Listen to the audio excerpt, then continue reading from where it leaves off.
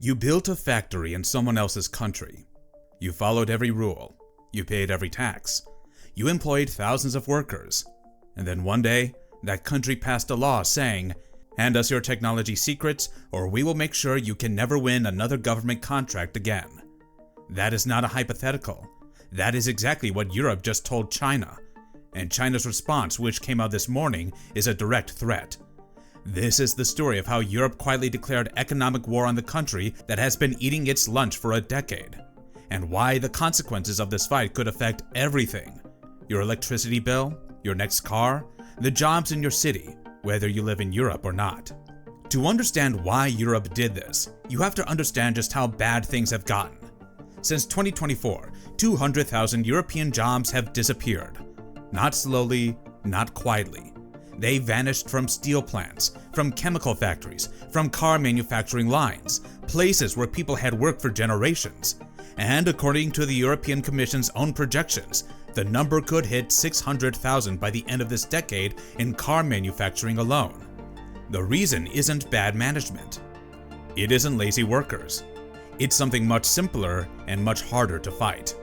China has been producing electric vehicles, solar panels, batteries, and steel at a scale and a price that European companies simply cannot match. Not because European workers are less productive, but because Chinese companies are backed by a state with nearly unlimited resources, willing to sell below cost for years just to capture the market. European factories close, Chinese factories open, and the jobs don't come back.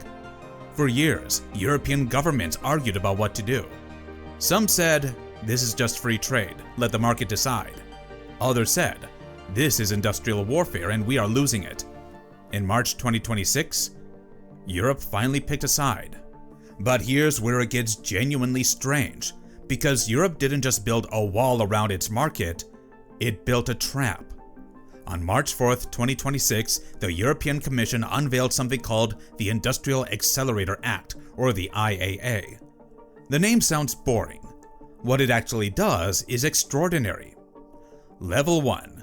Made in EU requirements. Europe spends an enormous amount of money every year on public procurement, which means government contracts, hospitals buying equipment, cities building infrastructure, countries buying energy systems. That spending runs into the hundreds of billions of euros every year. Under the new rules, a significant portion of that money can only go to products that are actually made in Europe.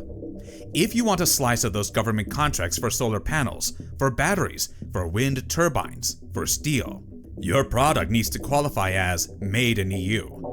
And the definitions are strict.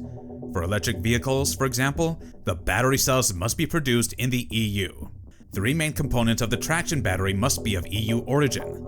In the automotive sector, these requirements apply to 100% of the national budget for relevant support schemes. This is Europe using its purchasing power as a weapon, and it's a big weapon. The EU single market is worth over 15 trillion euros. Access to it is something companies will do almost anything to keep. Level 2. Foreign investment conditions. Here's where the trap comes in. Chinese companies have spent years getting around European trade barriers by building factories inside Europe. You can't tariff something that's made locally, right? So Chinese EV makers and battery companies started announcing European plants, investing in European facilities, playing by the rules. If a company from a country that controls more than 40% of a global market, which is almost every green sector China dominates, wants to buy a European firm or start a project, the EU can just say no.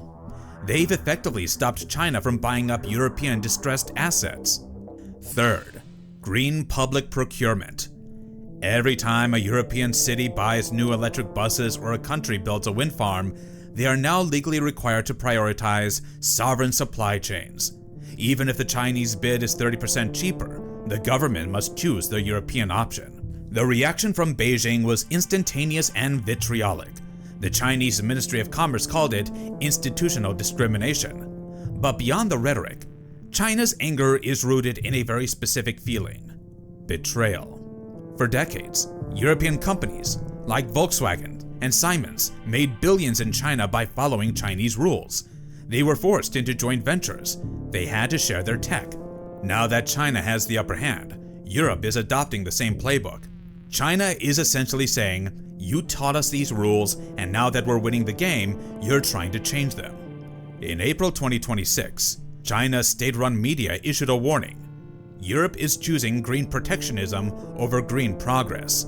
They argue that by blocking cheap Chinese tech, Europe is intentionally slowing down its own climate goals just to protect legacy companies that are too slow to innovate.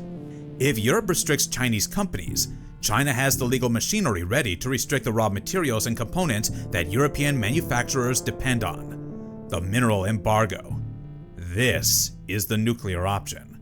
China processes about 80% of the world's lithium and 90% of its rare earth elements. If Beijing cuts off the supply of these minerals, the Made in Europe factories the EU is so desperate to build will have no raw materials to work with. You can build the factory, but without Chinese minerals, you're just building an empty shell. Is the era of free global trade over? For the last 40 years, the dominant logic of the global economy was simple. Countries should make what they're best at, trade freely, and everyone gets richer. Comparative advantage, open markets, globalization. That logic is now under attack from every direction. The US has tariffs. China has subsidies. Europe now has the Industrial Accelerator Act.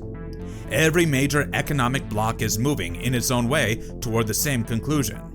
We cannot depend on foreign countries for the things that matter most. Europe has calculated that the alternative is worse. If Chinese overcapacity continues unchecked, European manufacturers in batteries, EVs, and clean tech don't just struggle, they disappear. And once you lose an industry, getting it back is extraordinarily difficult. The skills leave, the supply chains dissolve, the knowledge walks out the door. So where does this go? The IAA is still a proposal. It now enters negotiations with the European Parliament and the EU Council, and the European Council has called on both bodies to finalize it by the end of 2026. Given the political urgency and the fact that job losses aren't stopping, expect it to move fast. China's response will almost certainly escalate if it does. The question is how far Beijing is willing to push, and whether European governments, particularly Germany, which exports massively to China, will hold the line when the economic pressure gets real. What we are watching right now is the slow-motion breakup of the global economic order that defined the last 4 decades. Every country is drawing new lines. Every bloc is calculating what it needs to control, what it can afford to buy abroad, and what risks it simply cannot take anymore. Thank you for watching. If you enjoyed this video, don't forget to hit the like button and subscribe.